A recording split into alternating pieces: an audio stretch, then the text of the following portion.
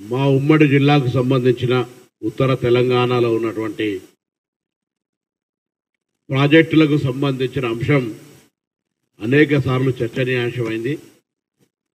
తెలంగాణ ప్రజలందరికీ ఈ అంశం తెలిసినప్పుడు కూడా మళ్ళొక్కసారి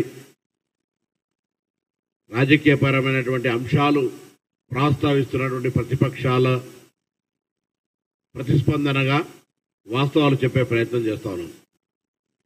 మీ అందరికీ తెలుసు 2009-14 మధ్యలో నేను పార్లమెంటు సభ్యుడిగా ఉన్నప్పుడు తెలంగాణ ఉద్యమ పోరాటం జరిగే సందర్భంలో ఆనాటి గౌరవ ముఖ్యమంత్రి కిరణ్ కుమార్ రెడ్డి గారు గతంలో రాజశేఖర్ రెడ్డి గారు ముఖ్యమంత్రిగా ఉన్నప్పుడు చేపట్టినటువంటి ఎల్లంపల్లి ప్రాజెక్టు పూర్తయి ప్రారంభోత్సవానికి వస్తా అంటే తెలంగాణకు వ్యతిరేకవి మీరెట్లా ప్రాణిస్తాం, మిమ్మల్ని హెలికాప్టర్ వేలు చేస్తాయి, ఈ ప్రాజెక్ట్ ఓపెనింగ్కి వస్తాయి అన్నటువంటి మాటలు ఈ సందర్భంగా జ్ఞాపకం చేస్తున్నాం. అంటే ది ఎవిడెన్స్ ఎల్లంపల్లి ప్రాజెక్టు ఆనాడే పూర్తి అయింది. మిగతా ఆనాడు ప్రాణహిత చేవేళ్ల డాక్టర్ బాబాసాహెబ్ అంబేద్కర్ ప్రాణహిత చేవేళ్ల పేరు మీద రూపకల్పన చేసిన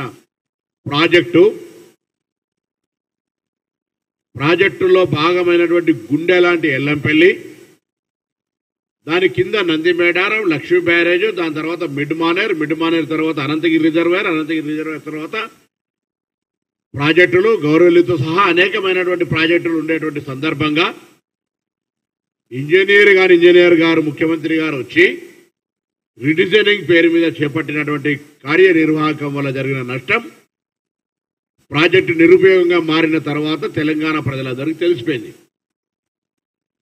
ఆనాడు మేము అధికారంలో డిసెంబర్లో వచ్చే నాటికే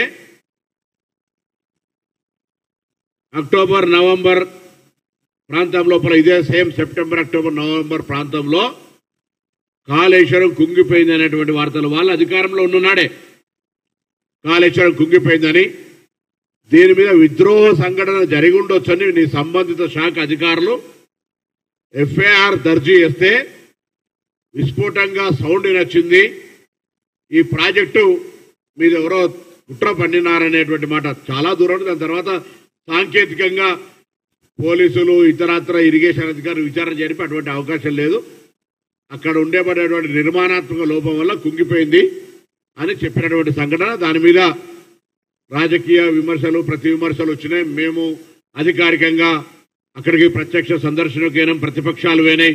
ఈవెన్ మా ఏఐసీసీ అధ్యక్షుడు రాహుల్ గాంధీ గారు కూడా అక్కడికి విజిట్ వచ్చినారు.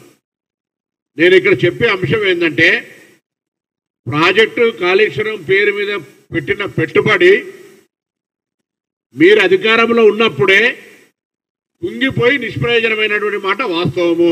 నెంబర్ 1. ఈరోజు అది మిడ్ మానేర్ కావచ్చు, లోయర్ మానేర్ కావచ్చు, కొండపోచమ్మ కావచ్చు, మల్లన్న సాగర్ కావచ్చు, రంగనాయక సాగర్ కావచ్చు, రేపు వరంగల్ నుంచి కోదాడ దాకా పోయేటువంటి ప్రతి నీటి చుక్క ఎల్లంపల్లి నుంచి తీసుకున్నటువంటి వాటరే, ఎల్లంపల్లి నుంచి తీసుకున్న వాటరే. ముందు నుంచి కూడా మా ప్రభుత్వం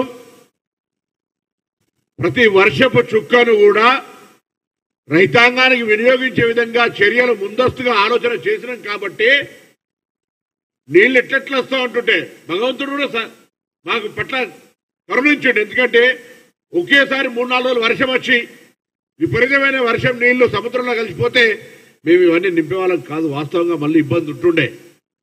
కానీ భగవంతుడు కూడా స్పెల్ వైజ్గా గ్యాప్ ఇచ్చుకుంటూ వర్షం పడడం కారణంగా నీళ్లు ఎట్లెట్లా ఎల్లంపల్లికి వస్తూ ఉంటుంటే కొన్ని లక్షల క్యూసెక్కుల నీళ్లు వదలాల్సి వచ్చినప్పటికి కూడా ప్రతి నీటి చుక్కను వాడుకొని అక్కడి నుంచి క్షేత్రస్థాయిలో మిడ్ మానేర్ నింపుకొని 24 టీఎంసీలది, మళ్ళీ లోయర్ మానేర్ 24 టీఎంసీలు నింపుకొని దాని ద్వారా కొండపోచమ్మ, రంగనాయక సాగర్, మల్లన్న సాగర్ నింపుకొని ఇలా మీ హయాంలో అసమర్థతతోటి ఎన్జిటి కేసులో గౌరవెల్లిని కూడా ఎన్జిటి కేసును పరిష్కారం చేసుకొని దాన్ని కూడా నింపుకోవాలనే ఆలోచనతోటి మా ప్రభుత్వం ఆలోచన చేస్తూ ఉంటుంటే